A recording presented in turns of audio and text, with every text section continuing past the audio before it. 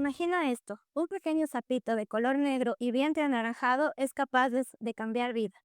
Y no hablo solo de la suya, sino también de la mía y de otras personas. ¿Quién iba a imaginarse que querer salvar a una pequeña rana iba a llevarme a cumplir mi propósito de vida? Desde que era niña tenía una fuerte conexión con la naturaleza y un deseo profundo por cuidarla y conservarla. Por eso estudié biología, para acercarme a todo ese conocimiento sobre la vida. Pero la biología, como otras disciplinas científicas y más aún la herpetología, que es la ciencia que estudia anfibios y reptiles, ha estado históricamente sesgada hacia los hombres, quienes dominaban las oportunidades y lideraban las investigaciones.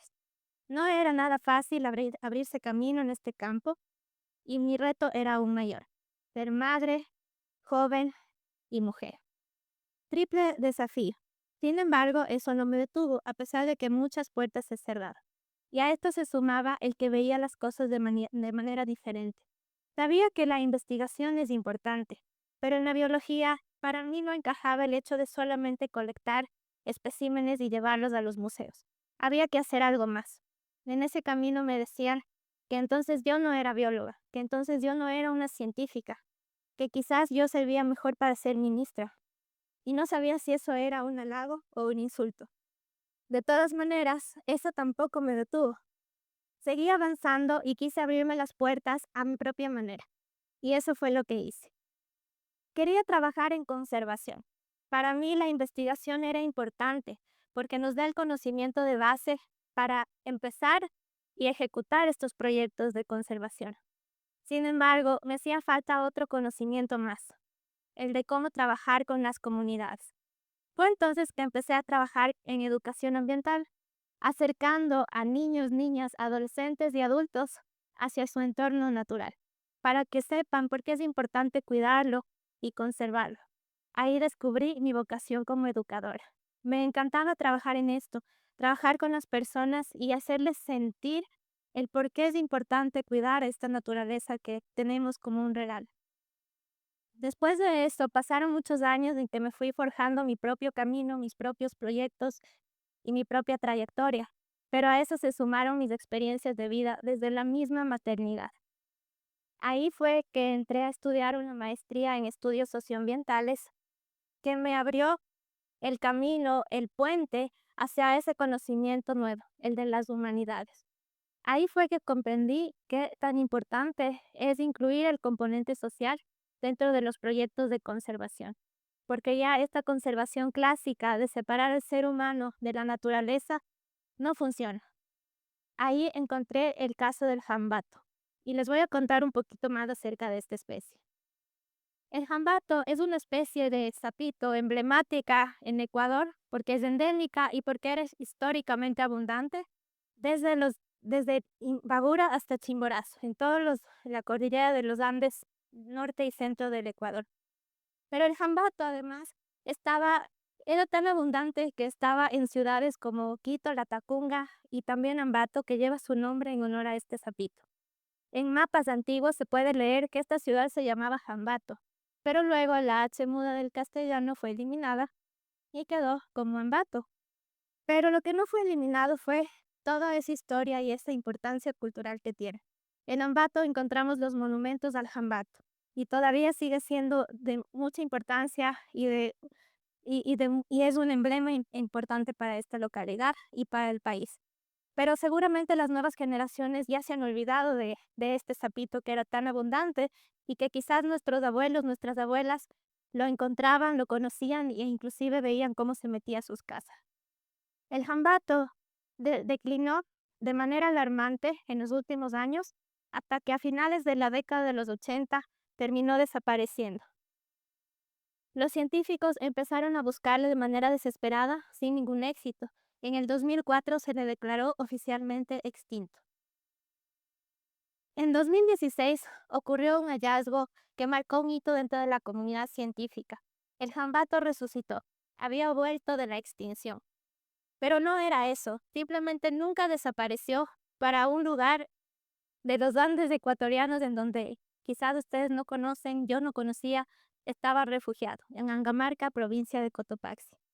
El jambato fue redescubierto gracias a un niño de 12 años que lo encontró mientras cultivaba alfalfa en su casa.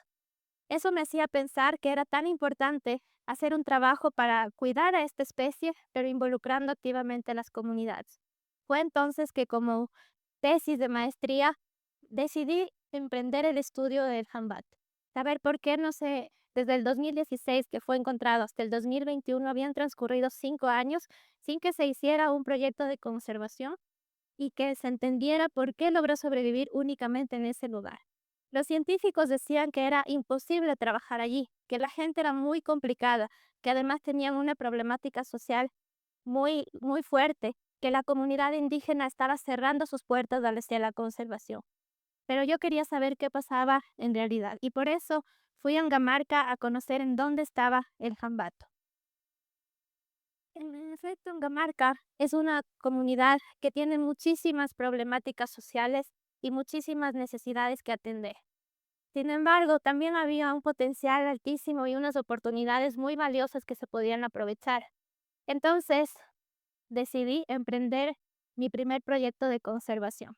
Como resultado de mi tesis de maestría, apliqué a 2 fondos internacionales. No tenía experiencia en esto, pero me aventuré y lo hice. Gané los 2 fondos e inicié con estos fondos semilla el proyecto de conservación del jambato. Esto fue a finales del 2021. Actualmente estamos terminando nuestro tercer año de proyecto que ha tenido un amplio impacto a nivel nacional y a nivel internacional también.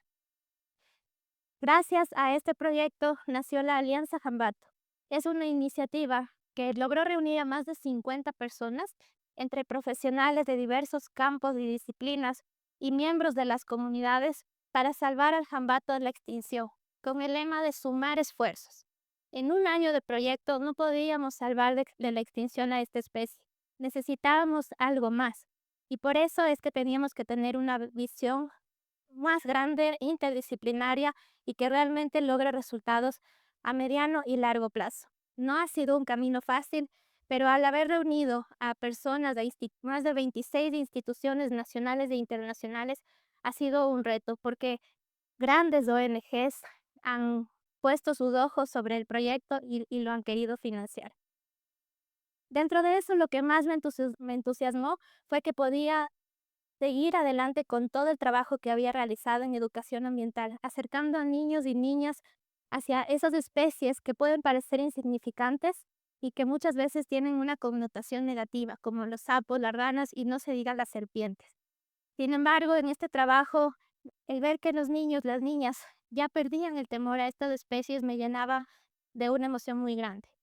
El trabajar con niñas, de inspirarlas, el decirles, sí pueden, cuando las personas te digan que no pueden, tú sí puedes y creen tus sueños porque lo puedes realizar, se les llenaban los ojitos de ilusión y eso es la mejor ganancia que uno puede tener en este camino.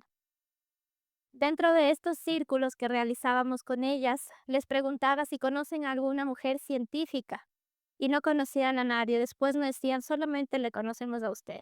Y eso también me llenaba de satisfacción. Y yo les decía, ustedes también pueden ser científicas si quieren serlo. Pueden ser lo que ustedes quieran ser.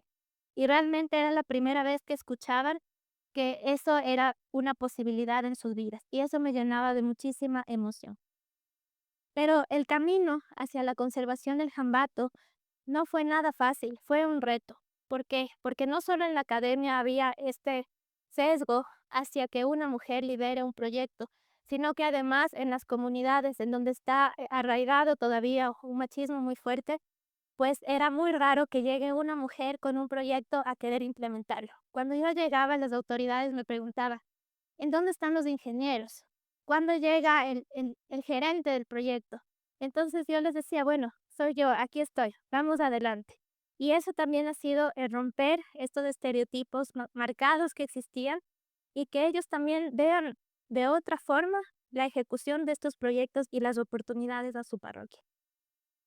Este proyecto además me ha permitido tener grandes retribuciones, he recibido becas, reconocimientos y recientemente este año pude estar en el Congreso Mundial de Herpetología en Malasia presentando el proyecto, los resultados y, perdón, y no solamente en el ámbito de la investigación o de la educación ambiental, sino también en lo que representa una mujer que lidere esta iniciativa.